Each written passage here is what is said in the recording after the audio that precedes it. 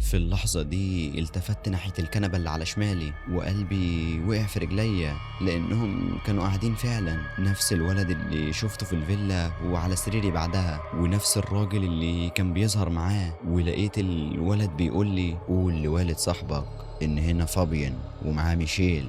ولما بلغت والد صاحبي بالرسالة دي لقيته بصلي كده واتخض.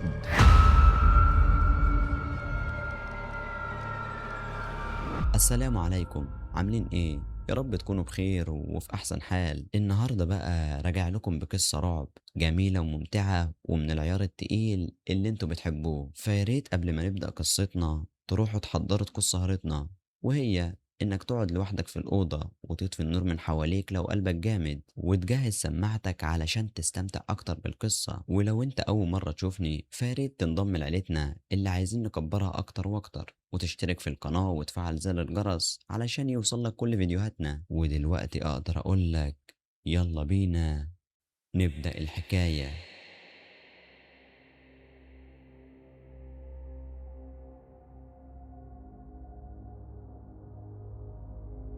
وانا في تالتة اعدادي كنت باخد درس من الدروس عند واحد صاحبي في بيته، والبيت ده موجود او يمكن كان يعني في حي قديم في مكان على اطراف القاهرة، حي مليان بقايا من زمن قديم، شوارع واسعة بس هادية واشجار وزرع وجمال. معظم البيوت اللي كانت هناك عبارة عن فيلل قديمة وقصور مهجورة، بعضها فيه شبابيك متقفلة بسلاسل وبعضها الشبابيك متقفلة بالطوب والخشب، وكل بيت فيهم كان ليه هبة غريبة تخلي اللي يعدي قدامه يبطأ خطواته من غير ما يحس ويمشي يتفرج على الجمال اللي عينيه شايفاه. لكن اكتر بيت في المنطقة كلها كان واخد عقلي هو البيت اللي جنب بيت زميلي، وكانت فيلا بمعنى اصح، فيلا كبيرة وجميلة جدا، بس مش مجرد فيلا كبيرة كمساحة بس، دي فخمة فخامة تشد العين من أول نظرة، وسورها العالي يتاكل من الزمن، وبوابتها الحديد فيها زخارف جميلة رغم الصدى، والشجر اللي في الجنينة بري ومتشابك بالرغم ان محدش بيرعاه الا ان الشجر فضل على حاله. الواجهة نفسها كانت عاملة زي قصور الروايات، بلكونات او فرنطات واسعة وعواميد طويلة وسلم طويل طالع للباب الرئيسي. كنت كل مرة اروح فيها الدرس ده بالذات الاقيني ببص للفيلا دي واتأمل فيها واحس زي ما يكون حاجة جواها بتشدني او بتناديني ادخلها، وما كانش مجرد انجذاب عادي، احساس اكبر من مجرد اعجاب بمبنى قديم. كنت كل ما افضل واقف قدامها عقلي يفضل يخيل لي خيالات كتير، مرة اتخيل نفسي اني ساكن جواها، ومرة اتخيل اني امير راجع من سفر طويل وكل الخدم واقفين في الحوش الكبير مستنيين وصولي، ومرة تانية اتخيل اني قاعد في الجنينة على ترابيزة عليها فطار والشمس خفيفة والهوا رايق وكوباية الشاي قدامي والهدوء جميل وملهوش آخر. الخيالات دي كانت بالنسبة لي جزء من سحر المكان، ومجرد ما أعدي من قدام الفيلا واطلع شقة زميلي والدرس يبدأ كنت برجع للواقع تاني واحاول انسى. لكن اول ما انزل من الدرس وابص على الفيلا من بعيد ترجع الاحلام كلها في دماغي واعيشها من جديد. وفي يوم من الايام المدرس اتأخر شوية وكنا واقفين انا وكذا حد من زمايلي تحت بيت صاحبي، والفيلا كانت قدامنا مباشرة، والكلام ده كان على المغرب تقريبا، والضوء وقتها بيخلي كل حاجة شكلها اغمق من الطبيعي. الدنيا حوالينا كانت هادية ولذيذة، لحظتها حسيت ان دي فرصة مش هتتكرر، حسيت بشغف وفضول جوايا بيشدني وبيقول لي دي فرصتك، قرب وبص وشوف ايه اللي مستخبي جوه. حاولت اقاوم الفكرة واقول لنفسي ما ينفعش، دي فيلا قديمة ومهجورة ومقفولة من زمن الزمن، وحتى لو لقيت فتحة ادخل منها هتستفيد ايه غير انك هتخوف نفسك. لكن الفضول جوايا كان اقوى من عقلي، ولقيتني من غير تفكير بقول لزمايلي يا جماعة نفسي اقرب من الفيلا دي، ما تيجي نشوف جواها ايه. زمايلي كلهم تقريبا رفضوا في نفس اللحظة، واحد منهم قال لي انت اتجننت، دي شكلها يخوف من بره، امال من جوه ايه؟ والتاني قال لا يا عم خلينا في حالنا احسن يكون فيها كلاب ولا تعابين، والتالت قال لا يا حبيبي ادخل انت لوحدك. بس لا سخريتهم ولا ترددهم فرقوا معايا بحاجة، كنت حاسس اني لو ما قربتش المرة دي ودخلت هفضل ندمان طول عمري. فقررت وسبتهم وبدأت أتحرك ناحية السور، وكل خطوة كنت باخدها دقات قلبي كانت بتزيد، لكن في نفس الوقت كنت متحمس وقربت من المبنى من الجنب، وفضلت امشي حوالين السور وانا بدور على اي مدخل، اي فتحة، اي شباك يخلوني اشوف جزء من جوه، ولكن كل حاجة كانت مقفولة، كأن اللي قفل المكان كان عايز يقطع اي صلة بين اللي جوه واللي بره. ورغم كده فضلت منبهر، والتفاصيل المعمارية كانت مدهشة، وشفت تماثيل حجر صغيرة ونقوش حوالين الشبابيك، وحديد مشغول على البلكونات، وكل ده تحت طبقة من الإهمال والتراب. في اللحظة دي وأنا بلف من الناحية اللي ورا سمعت صوت هوا غريب. في الأول فكرت صوت ريح عادي، لكن لما ركزت لقيته جاي من نقطة محددة. قربت أكتر ولقيت في شباك من ورا، في فتحة صغيرة بين الطوب، الهوا كان بيدخل منها جامد، ودخوله جوه الفيلا كان عامل نغمة مرعبة. في اللحظة دي حسيت بفرحة غريبة، فرحة اللي أخيرا لقى الباب السري اللي بيدور عليه. وبصيت على زمايلي وناديت عليهم يجوا يشوفوا، لكنهم رفضوا يقربوا أصلا، والشباك كان عالي وأعلى من مستوى عيني. فجمعت كذا قالب طوب مرميين قريب من السور ورصيتهم فوق بعض، ووقفت عليهم وانا ماسك الشباك بايديا. وبعدها قربت عيني من الفتحة الصغيرة وبدأت أبص، وأول حاجة شفتها كانت الصالة للفيلا الرئيسية، وكانت واسعة بشكل يخض، والدنيا جواها ساكتة خالص، لدرجة إني حسيت لو إبرة وقعت جوه هسمعها. الأساس قديم ومتغطي بملايات مطربة، وشفت كمان براويز كبيرة متعلقة على الحيطة وفيها رسومات كلاسيكية باهتة، وفي نجفة ضخمة نازلة من السقف لكنها بايظة. عيني كانت بتلف في كل تفصيلة بينهم، لكن الغريب إني في وسط كل ده بدأت أحس بإحساس مش طبيعي، كأن المشهد اللي قدامي بيتغير جوه دماغي، والدنيا نورت وشفت سلم جوه حديد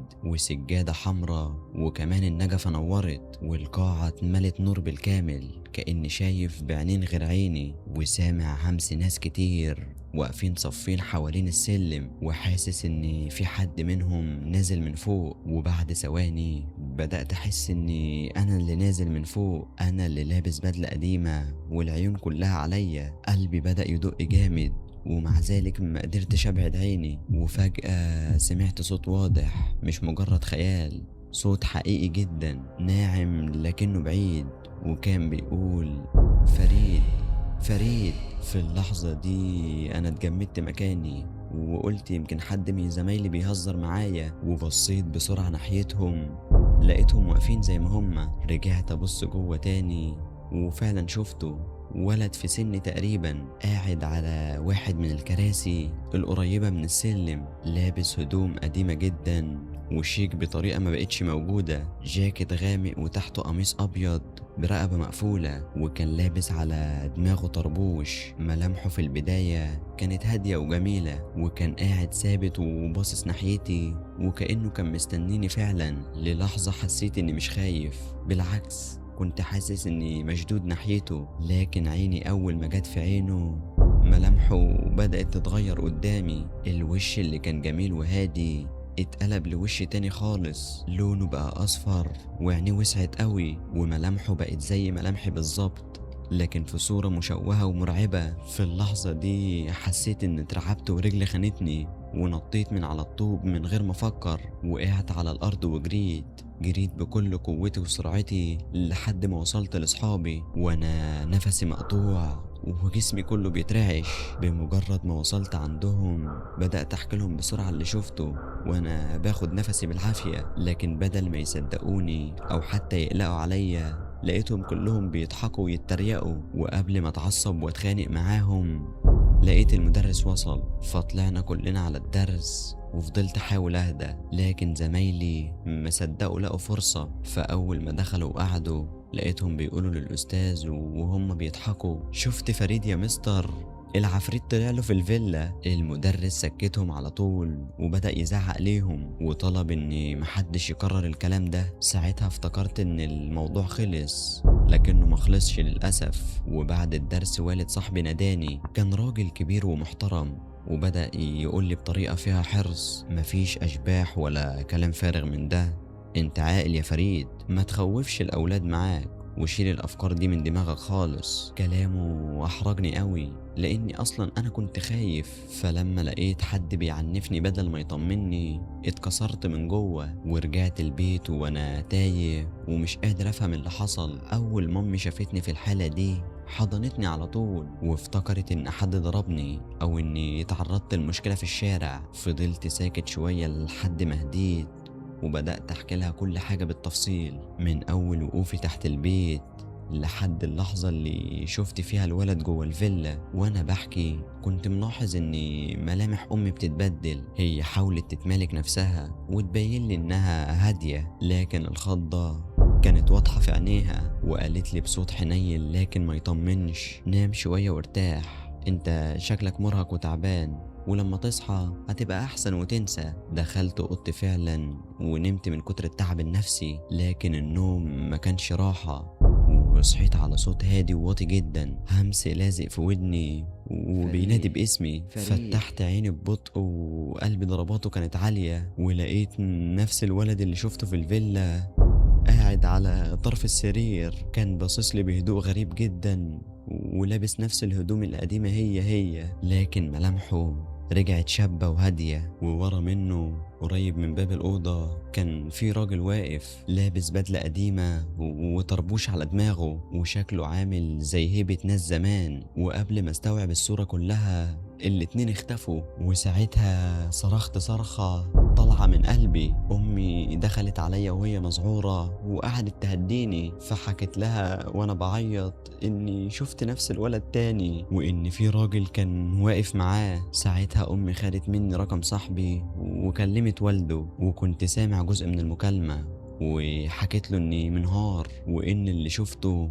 اتكرر تاني في البيت. ردوا عليها كان أغرب من أي حاجة، وقال لها على حسب ما سمعت منها بعدين إني ما كدبتش فعلا، وإن اللي شفته موجود، وإن هو بيعالج بالقرآن الناس القريبة منه، وإنها مش شغلته الأساسية لكنه بيحاول يساعد. ولما أنا دخلت بيته بعد زمايلي ما كنتش داخل لوحدي، أنا دخلت البيت وورايا ولد وراجل، بس كان لازم يعمل اللي عمله معايا علشان ما خافش. والد صاحبي حاول ان هو يطمنها ويقول لها ان دول مش مؤذيين، دول من سكان عالم اخر وبيحبوا يرتبطوا احيانا بحد يحس بوجودهم او ينجذب ليهم ويفضلوا حواليه من غير اي اذى. بس الكلام ده بدل ما يطمن امي زود خوفها اضعاف. وبعد ما قفلت معاه المكالمة كلمت واحد من قرايبنا وطلبت منه رقم شيخ كانت تعرفه. وطول المكالمة دي بتاعت والد صاحبي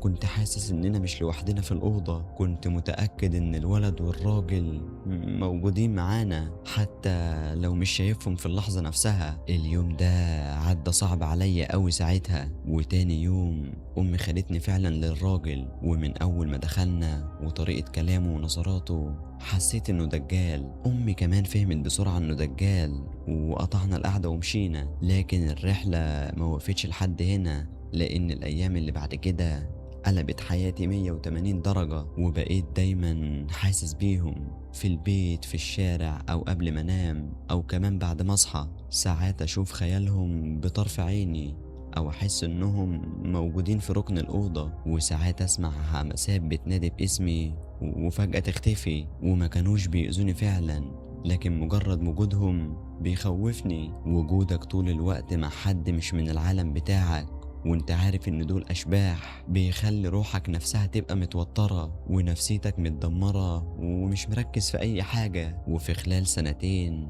حياتي كانت ماشية من بره بشكل طبيعي جدا. كنت اصحى الصبح اروح المدرسة واحاول اضحك مع زمايلي واتكلم في الكورة والمذاكرة والدروس، لكن لما ابقى لوحدي دقيقة الاحساس بيرجع. كنت ساعات ابقى قاعد على مكتبي بذاكر واحس ان في حد واقف ورا ظهري مباشرة، لدرجة اني كنت بلف بسرعة وانا متأكد اني هلاقي حد، وما كنتش بلاقي اي حاجة. وساعات تانية كنت ابص في مراية الدولاب والمح خيال معدي من ورايا، ولما التفت ناحيته ما اشوفش حاجة. النوم بالذات كان اصعب حاجة. كنت اطفي النور واغمض عيني وافضل مستني الهمسة او حاجة تظهر، ولما يتأخر كنت اتوتر اكتر واحس ان الرعب بقى عادة عندي، ولو اختفى شوية ابدا اقلق واخاف. بس الحاجة الوحيدة اللي كانت بتخفف عني شوية انهم مهما قربوا عمرهم ما لمسوني ولا اذوني، وعمرهم ما طلبوا مني حاجة.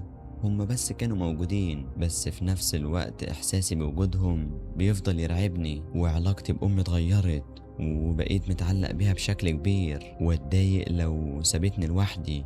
وهي كمان كانت بتراقبني بعينيها طول الوقت، مرة بخوف ومرة بشفقة ومرة بعجز انها مش قادرة تطمني. اسوأ ما في الموضوع كله ان مع مرور الوقت بقيت اخاف ان اتعود. كنت مرعوب من فكرة وجودهم انه يبقى جزء طبيعي من حياتي، وان يجي يوم وبطل استغربه. فكنت كل ليلة ادعي من قلبي ان ربنا ما يسيبنيش للتوهة دي، وانه يخرجني منها قبل ما اشوف الرعب انه شيء عادي. وكان في ايام ابقى خلاص مقتنع اني تمام، ثم فجأة يعدي طيفهم قصادي فينهار ثباتي كله. ساعتها كنت برجع الشخص نفسه اللي وقف قدام الفيلا اول مرة، بنفس الخوف ونفس السؤال: هل انا اللي اخترت افتح الباب ده على نفسي، ولا الباب هو اللي اختارني؟ وما كانش فيه اي اجابة تطمني. وعدت فترة وامي كل يوم تاخدني لشيخ جديد، كل واحد عامل فيها شيخ او معالج، وفي الاخر نكتشف انه نصاب او جاهل. بعضهم يقعد يقرا عليا كلام مش مفهوم،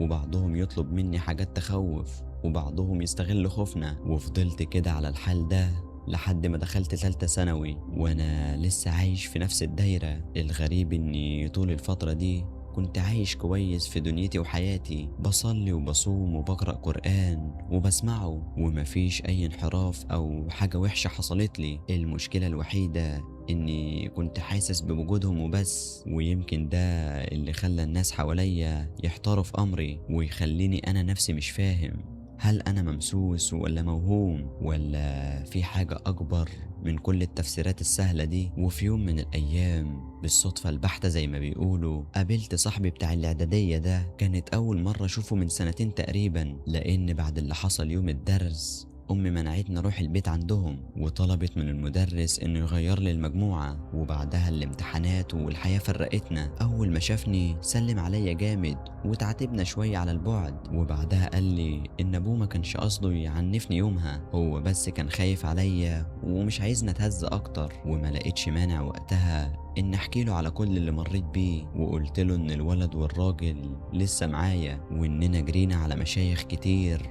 وطلعوا دجالين. صاحبي وقتها بصلي باستغراب كده، وقام مطلع موبايله واتصل على ابوه على طول، وسمعته بيشرح له. وبعدها قام قافل المكالمة معاه، وبلغني ساعتها رسالة من والده ان والده بيقول لي ان انا وامي نروح نزورهم بالليل بعد العشاء، وان شاء الله ربنا يجعله سبب في حل الموضوع. لما رجعت البيت وقلت لامي كانت مترددة في البداية، وده الطبيعي لأن بعد كل اللي شافته من نصابين كانت فاقدة الثقة. لكن في الآخر وافقت وقالت نجرب، يمكن دي المرة اللي ربنا يفتح علينا. وبالليل بعد العشاء رحنا لبيت صاحبي واستقبلونا كويس جدا. والد صاحبي دخلنا أوضة مكتب واسعة شوية، فيها مكتبة كبيرة ورفوف مليانة كتب، ومكتب خشب قديم وقدامه 3 كراسي. الجو في الأوضة كان مريح، وده لوحده فرق معايا. وقعدت أنا وأمي وهو قعد قدامنا، بدأ يقرأ عليا قرآن بصوت ثابت وهادي، آية الكرسي وآيات من سور تانية. ما كانش فيه تشنج ولا صريخ ولا تمثيل، كان مجرد قرآن وصوت واثق. وبعد شوية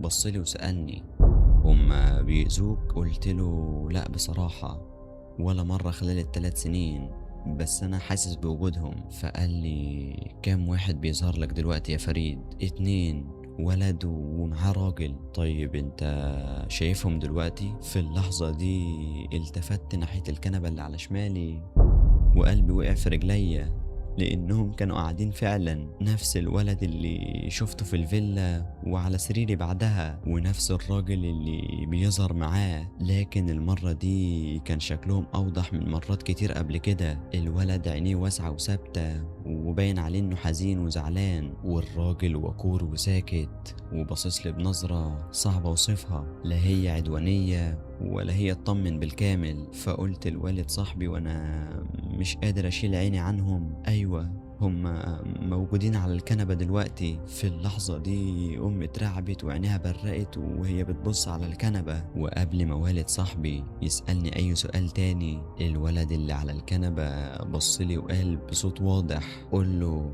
إن اللي هنا فابين وميشيل. أنا اتلخبطت اللحظة لأن الأسماء كانت غريبة وأجنبية لكنها خرجت من لساني بسهولة. وبصيت لوالد صاحبي وقلت له: اسمهم فابين وميشيل.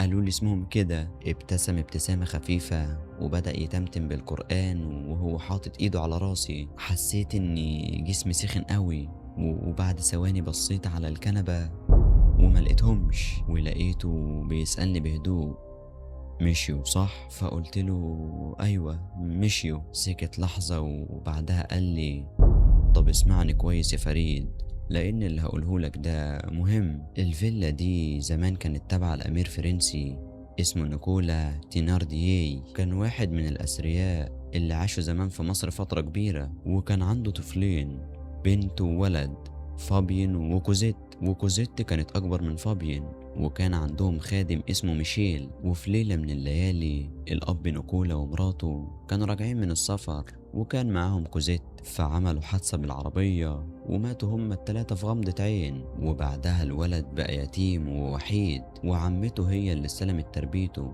وكانت سيئة في طبعها ومعاملتها. بس فابيان فضل محتفظ بميشيل كخادم ليه. ومع مرور الوقت الست عمة فابيون استولت على كل اللي يملكه وعذبته هو ميشيل وأهانتهم سنين طويلة، منعتهم من الخروج وكانت خانقة حياتهم، وكانت بتقفل عليهم الأوض حتى بالليل، وعاشوا محبوسين في الفيلا الكبيرة دي كأنها سجن. ولما كبر فابين ووصل لسن قريب من 20 بقى جواه غضب أكبر من أي تصور، مرة لتعذيبه ومرة لتعذيب الخادم ميشيل اللي مات من التعذيب والحبسة بسبب الاكتئاب. وهنا خطط فابين انه ينتقم من عمته وقرر يحرق البيت كله وعمته جواه. لكن اللي حصل انه ما قدرش يهرب لما ولع النار، فمات فابين هو كمان مع عمته في الفيلا. وبعد الحريق فضلت أرواحهم متعلقة بالمكان، والحكاية اتنقلت بين كل الأسر اللي سكنت في الفيلا بعد كده.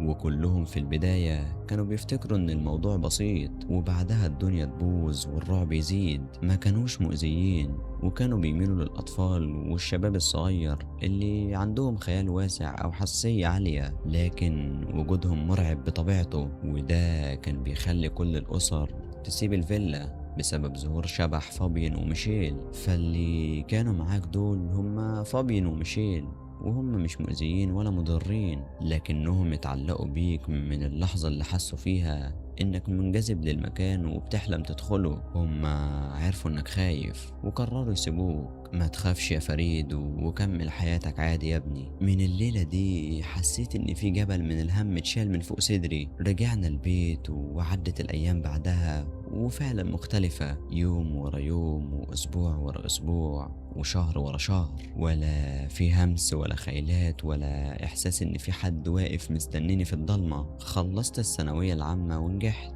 ودخلت الكلية واتخرجت كمان واشتغلت واتجوزت وخلفت، وفات بعدها 15 سنة تقريبا عدوا من غير اي موقف يشبه اللي فات في حاجة. حياتي بقت عادية جدا ومستقرة شبه حياة اي شاب كبر واشتغل وكون اسرة. وبقيت كل ما افتكر اللي حصل اقول يمكن دي فترة في حياتي فعلا وانتهت خلاص. يمكن فابين وميشيل فصل وانتهى. يمكن الحكاية كلها اتدفنت في نفس المكان اللي بدأت فيه جنب الفيلا اللي فضلت بعد كده مجرد ذكرى بعيدة في عقلي. لكن بعد ما خلفت ابني الأول بدأت ترجع لي أحاسيس غريبة من نوع مختلف، مش ظهور حاجة ولا أشباح ولا خيالات، كان مجرد صوت داخلي أو زي خاطر قوي جوايا بيجي من غير مقدمات ويقول لي ان في حدث معين هيحصل. في مرة وانا بنيم ابني جالي احساس ان والد صاحبي الراجل اللي عالجني